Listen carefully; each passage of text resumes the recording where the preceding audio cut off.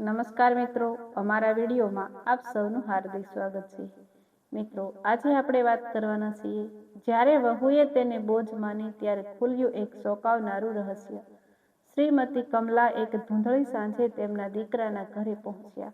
પહાડો પરથી ઠંડો પવન ફૂંકાઈ રહ્યો હતો અને મહોલ્લાની સાંકડી ગલીઓમાં ધૂળ ઉડી રહી હતી। તેમની સાથે માત્ર એક જૂની સૂટકેસ હતી, જેનું એક પૈડું તૂટેલું હતું અને દરેક ડગલે તેમાંથી સર્ર અવાજ આવતો હતો। તેમણે એક ફીક્કું ઊનનું સ્વેટર, સાધારણ સલવાર અને વર્ષો જૂના સાદા ચપ્પલ પહેર્યા હતા। રસોડામાંથી તેમની વહુ નેહા ચૂપચાપ તેમને જોઈ રહી હતી। તેની નજર કમલાજી પર ઉપરથી નીચે સુધી ફરી વળી અને અજાણતા જ તેના કપાળ પર કરચલીઓ પડી ગઈ। પછી તેણે પોતાના પતિ રોહિત તરફ જોયું અને અવાજ ધીમો કર્યો, પણ લહેકો હજી પણ તીખો હતો। તમારી માં કેટલા દિવસ રહેશે? રોહિતે જવાબ આપતા પહેલા થોડો વિચાર કર્યો। ખબર નથી। ગામમાં તેમને એકલું લાગતું હતું। કદાચ થોડા મહિના। નેહાએ મનોમન વિચાર્યું। તેના માટે આનો અર્થ હતો વધારે ખર્ચ, વધારે અગવડ અને એક વધારાની જવાબદારી। છતાંય જ્યારે કમલાજી બેઠક ખંડ ડ્રોઈંગ રૂમમાં આવ્યા ત્યારે નેહાએ પરાણે ચહેરા પર સ્મિત લાવી દીધું। નમસ્તે માજી। કમલાજીએ હળવું માથું ઝુકાવ્યું। બોલાવવા માટે આભાર બેટા। હું કોઈના પર બોજ બનવા નથી માંગતી। પહેલા જ દિવસે નેહાએ નક્કી કરી લીધું કે કમલાજી ક્યાં રહેશે। ન તો ગેસ્ટ રૂમ, ન તો ઉપરનો કોઈ સારો રૂમ। તેમને સ્ટોર રૂમની બાજુમાં આવેલી એક નાનકડી ઓરડીમાં રાખવામાં આવ્યા, જેમાં બારી નહોતી, ભેજની વાસ આવતી હતી અને માત્ર એક પીળો બલ્બ લટકતો હતો। અહીં તમને વધારે આરામ રહેશે, નેહાએ સફાઈથી કહ્યું। તમારે દાદરા પણ નહીં ચડવા પડે। કમલાજીએ ઓરડીને શાંતિથી જોઈ, પછી હળવા સ્મિત સાથે બોલ્યા, ભલે વહુ। તે દિવસથી કમલાજી ઘરમાં જાણે અદૃશ્ય થઈ ગયા। તેઓ સૂરજ ઉગે તે પહેલા ઉઠી જતા, આંગણું સાફ કરતા, કચરા પોતા કરતા, વાસણ ઘસતા, ક્યારેય કોઈ ફરિયાદ ન કરતા।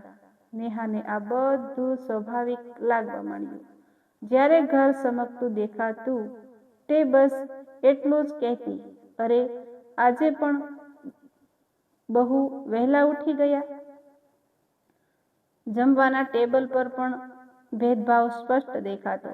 કમલાજીને હંમેશા છેલ્લે જમવાનું મળતું, ઓછું શાક, પાતળી દાળ અને ઠંડી રોટલીઓ। જ્યારે રોહિત પૂછતો ત્યારે નેહા મીઠા અવાજે જવાબ આપતી, વૃદ્ધને ભારે ખોરાક પચતો નથી ને?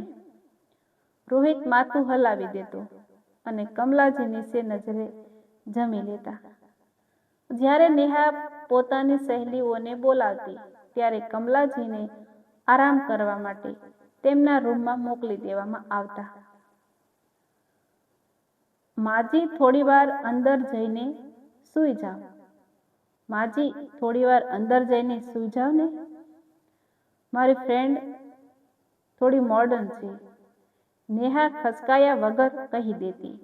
એક બપોરે કમલાજીએ ડ્રોઈંગ રૂમમાંથી નેહાનું જોરથી હસવું સાંભળ્યું।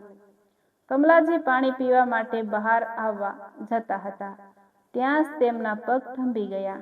નેહા તેની સહેલીઓ સાથે ફોન પર વાત કરી રહી હતી અને સ્પીકર ચાલુ હતું। અરે શું કહું યાર, ગામડાની ડોશી છે, સાવ અભણ જેવી, આખો દિવસ ઘરનું કામ કરે છે એટલે નોકરાણીનો ખર્ચ બચી ગયો છે। બસ ખાવાનું આપી દઉં છું એટલે ખૂણામાં પડી રહેશે। રોહિત કહે છે કે થોડા મહિના રહેશે, પણ હું તો જલ્દી કોઈક બહાનું કાઢીને એને પાછી ગામડે ધકેલી દઈશ। મારા સ્ટાન્ડર્ડ સાથે એ જરાય મેચ નથી થતી। આ સાંભળીને કમલાજીની આંખોમાં આંસુ ન આવ્યા, પણ એક ચમક આવી ગઈ। તેમને જે જણાવ્યું હતું, જે જાણી લીધું હતું. બીજા દિવસે સવારે ઘરની બહાર એક લક્ઝરી મર્સિડીઝ બેન્ચ આવીને ઊભી રહી. હોર્નનો અવાજ સાંભળીને નેહા અને રોહિત બહાર દોડ્યા. ગાડીમાંથી સૂટ બૂટ પહેરેલો એક ડ્રાઈવર અને એક વકીલ જેવા દેખાતા વ્યક્તિ ઉતર્યા. વકીલે પૂછ્યું, શું શ્રીમતી કમલાદેવી અહીં રહે છે? નેહા ગભરાઈ ગઈ. હા, પણ શું થયું? એમણે કંઈ કર્યું છે? ત્યાં જ કમલાજી, જેમના હાથમાં તેમની એ જ તૂટેલી સુટકેસ હતી, બહાર આવ્યા. પણ આ વખતે તેમની શાલમાં એક ગજબનો રૂઆબ હતો.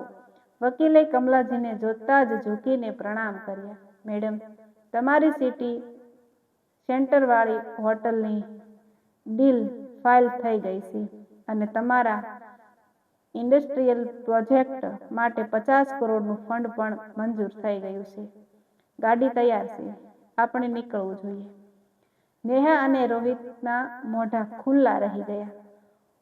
હોટલ 50 કરોડમાં? આ બધું શું છે? રોહિત માંડ માંડ બોલી શક્યો. કમલાજીએ શાંતિથી કહ્યું, બેટા, તારા પિતાના ગયા પછી મેં મારી મહેનતથી આપણે નાનકડો વ્યવસાય એક મોટું સામ્રાજ્ય બનાવી દીધું છે. હું અહીં એ જોવા આવી હતી કે તમે મને પ્રેમ કરો છો કે મારી સંપત્તિને. મને લાગ્યું હતું કે ગટપણમાં મને મારા દીકરા વહુનો સહારો મળશે. તેમણે નેહા તરફ ફરીને કહ્યું, વહુ, હું ગરીબ નથી, સાદગી પસંદ છું. પણ તે મને ગરીબ સમજીને જે વ્યવહાર કર્યો તેને બતાવી દીધું કે તારી ગરીબી તારા ધર્મમાં નહીં, પણ તારા સંસ્કારોમાં છે. નેહા રડમસ અવાજે પગે પડવા ગઈ. માજી, મને માફ કરી દો, મારી ભૂલ થઈ ગઈ. કમલાજીએ પાછળ હટીને કહ્યું, ભૂલ સુધારી શકાય છે, પણ સ્વાર્થ નહીં. હું મારા પૈસાથી ખરીદેલા આલિશાન વૃદ્ધાશ્રમમાં રહેવાનું પસંદ કરીશ, પણ જ્યાં મારી ઇજ્જત ન હોય ત્યાં સોનાના મહેલમાં પણ નહીં રહું.